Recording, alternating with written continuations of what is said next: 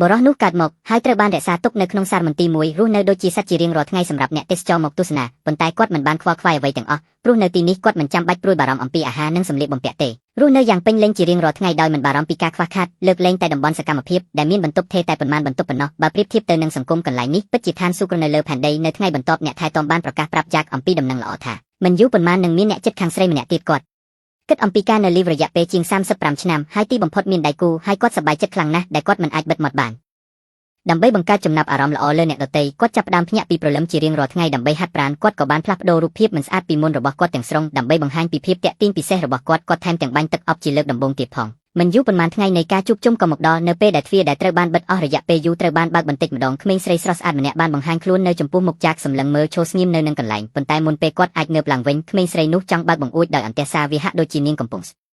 វែងរកអ្វីមួយភ្លាមបន្ទាប់ពីនោះលីសាបានប្រញាប់ទៅបន្ទប់ផ្សេងទៀតនាងបានរកឃើញការភ្ញាក់ផ្អើលមួយដោយចៃដន្យថាចេកបានរៀបចំខ្លួនរួចរាល់ហើយប៉ុន្តែលីសាមិនចាប់អារម្មណ៍តតែសោះព្រោះឥឡូវនេះនាងត្រូវរកផ្លូវចេញដើម្បីគេចខ្លួនចេញទៅភ្លាមលីសាបានឃើញនរណាម្នាក់ដើរតាមសាលធំមកតាមផ្លូវនេះដូច្នេះនាងភ័យខ្លាចខ្លាំងណាស់រហូតដល់លាក់ក្បាលនៅជ្រុងជញ្ជាំងប៉ុន្តែមានអ្វីកើតឡើងចំពោះនាងនៅពេលដែលនាងងើបក្បាលយឺតដើម្បីមើលក្រុមអ្នកទេសចរដែលសម្លឹងមើលមនុស្សពីរនាក់នោះដោយភ្នែកអាក្រក់ដំបងឡើយចេកគិតថាវាដោយសារតែលីសាមិនស៊ាំនឹងរឿងនេះតើអ្នកណានឹងគិតថាលីសានឹងសួរចេកថាច្រកចេញណៃណាច្រកចេញល្អណាស់កន្លែងនេះល្អណាស់ហេតុអ្វីបានជានាងចង់ចាក់ចេញចេកមានអារម្មណ៍ច្របូកច្របល់យ៉ាងខ្លាំងអំពីរឿងនេះពីព្រោះការរស់នៅទីនេះគឺគ្មានភាពតានតឹងទាំងស្រុងហើយមិនចាំបាច់ធ្វើការយ៉ាងលំបាកដើម្បីរកលុយនោះទេគ្រាន់តែថាជារៀងរាល់ថ្ងៃមានភ្ញៀវទេសចរមកលេងសូម្បីតែបំពាក់ដោយទូរទស្សន៍អេក្រង់ធំនិងកៅអីម៉ាសាបច្ចេកវិទ្យាខ្ពស់ស្វ័យប្រវត្តិក៏ដោយប៉ុន្តែបន្ទាប់ពីរឿងនេះលីសាមានអារម្មណ៍អស់សង្ឃឹមយ៉ាងខ្លាំងជាក់ស្ដែងការបន្តបែបនេះមិនមែនជាដំណោះស្រាយទេចេកគ្មានជំរឿអ្វីក្រៅពីគិតគ្រប់មធ្យោបាយដើម្បីផ្គប់ចិត្តនាងទេដូច្នេះគាត់ផ្ទាល់បានចម្អិនអាហារពេលល្ងាចឲ្យនាងពេលរលែកមើលអាហារកកនៅពីមុខនាងលីសាមិនចាប់អារម្មណ៍នឹងរឿងនេះតតែសោះព្រោះសូម្បីតែពេលញ៉ាំអាហារអ្នកដទៃក៏កំពុងមើលដែរ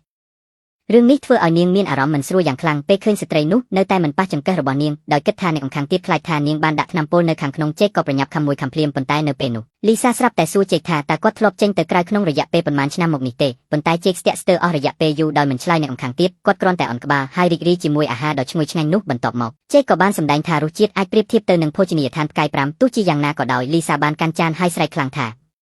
ចេញទៅខាងក្រៅទៅម្ហូបនេះមិនមែនសម្រាប់មនុស្សញ៉ាំទេភ្លាមបន្ទាប់ពីនោះលីសាបានពន្យល់ទៅចេកយ៉ាងប្រញាប់ប្រញាល់ថាអ្វីទាំងអស់នៅទីនេះគឺជាការបោកប្រាស់អ្វីទាំងអស់ដែលនៅចំពោះមុខគាត់គឺคล้ายៗនៅពេលនេះចេកមានអារម្មណ៍ច្របូកច្របល់យ៉ាងខ្លាំងដោយមិនដឹងថាខ្លួនកំពុងត្រូវបានគេបោកប្រាស់នោះទេពេលឃើញលីសាអារម្មណ៍របស់គាត់ពិតជាខ្លាំងចេកត្រូវតែនិយាយថាវាយឺតពេលហើយគាត់ក៏បានអញ្ជើញនាងឲ្យចែករំលែកបន្ទប់ក្រែពីរជាមួយគ្នាប៉ុន្តែភីគីមខាងទៀតបានបដិសេធភ្លាមទោះជាយ៉ាងណាក៏ដោយនៅពេលយប់ជ្រៅនៅពេលដែលលីសាបានដេកលក់ស្កប់ស្កល់ស្រាប់តែមានរូបមួយលេចចេញមកជាសំណាងល្អភីគីមខាងទៀតគ្រាន់តែគ្រប់លីសាដោយភួយហើយដាក់ប្រដាប់ក្មេងលេងដែលនាងចូលចិត្តនៅក្បែរនាងវាបានបង្ហាញថាលីសាគ្រាន់តែកំពុងសាកល្បងចេកដើម្បីដឹងថាចេកមិនអាក្រក់ដូចដែលគាត់គិតនោះទេភ្លាមនោះគំនិតមួយបានផុសឡើងក្នុងចិត្តរបស់នាងនៅថ្ងៃបន្ទាប់លីសាបានដាក់រូបភាពមួយនៅលើបង្អួចចេកបានឃើញវាហើយមានការភ្ញាក់ផ្អើលនៅពេលនេះលីសាបានប្រាប់គាត់ដោយស្ងប់ស្ងាត់ថានេះគឺជាពិភពខាងក្រៅជីវិតនៅខាងក្រៅមានពណ៌ស្រស់ឆើតឆាយនិងចម្រុះនោះគឺជាកន្លែងដែលសមរម្យសម្រាប់មនុស្សរស់នៅបន្ទាប់ពីបានរវាគាត់មានអារម្មណ៍ច្របូកច្របល់យ៉ាងខ្លាំងបន្ទាប់មកលីសាបានពន្យល់គាត់ថាវាបានបង្ហាញថាផែនដីសប្តាហ៍ថ្ងៃនេះត្រូវបានគ្របដណ្ដប់ដោយមនុស្សសយន្តនៅទូទាំងពិភពលោកចំនួនមនុស្សសរុបរួមបញ្ចូលគ្នាគឺមានតែប្រហែលពី300នាក់ប៉ុណ្ណោះ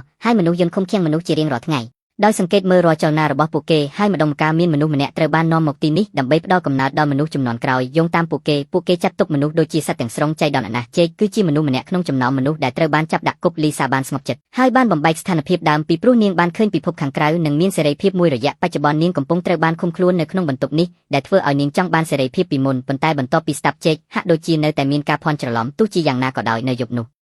ះជាលើកដំបូងគាត់មិនអាចគេងលក់ដោយសារតែពាក្យរបស់លីសាដែលគាត់មិនអាចបំភ្លេចបានប្រហែលជាគាត់ពិតជាជាប់គុកនៅទីនេះមែនដូច្នេះហើយទើបក្នុងចិត្តរបស់គាត់ក៏គិតចង់ដឹងចង់ឃើញរហូតដល់ព្រឹកបន្ទាប់យ៉ាក់បានទាញដើមឈើធំមួយមកបិទមុខតុបរិភោគអាហាររួចខ្សឹបប្រាប់លីសាអំពីអាថ៌កំបាំងមួយរៀងរាល់2 3ថ្ងៃម្ដងតែងតែមានអ្នករត់ទៅម្នាក់ចូលមកសម្អាតបង្គន់បន្ទាប់មកលីសាអាចលាក់ខ្លួននៅក្នុងឡានដឹកសម្រាមតាមរបៀបនេះនាងអាចរត់គេចពីគុកនេះបានប៉ុន្តែភ្លាមនៅពេលដែលនាងងឺលីសាចាប់ដៃគាត់ដោយបង្ហាញពីបំណងប្រាថ្នារបស់នាងឲ្យគាត់រត់គេចខ្លួនជាមួយនាងទាំងពីរនាក់មិនមែនជារបស់នៅទីនេះទេភ្នែករបស់លីសាបង្ហាញពីការតាំងចិត្តចេកបាននិយាយថាគាត់មានវិធីមួយផ្សេងទៀតដរាបណាអ្នករត់ទៅចូលមកក្នុងបន្ទប់លីសាបានរត់គេចខ្លួនដោយជោគជ័យដោយសាររទេះរុញហើយចេកផ្ទាល់បានត្រឡប់ទៅរកពេលវេលានៅម្នាក់ឯងរបស់គាត់វិញប៉ុន្តែនៅថ្ងៃបន្ទាប់អ្នកគ្រប់គ្រងបានមកពិនិត្យមើលស្ថានភាពហើយបានរកឃើញថានៅលើកៅអីនោះវាបានប្រែក្លាយទៅជាអ្នករត់ទោសហើយនៅពេលនេះចេកបានរត់គេចខ្លួនទីបំផុតអ្នកទាំងពីរបានវិលត្រឡប់ទៅកាន់ពិភពពិតវិញដោយជោគជ័យហើយរស់នៅយ៉ាងមានសុភមង្គលជារៀងរហូត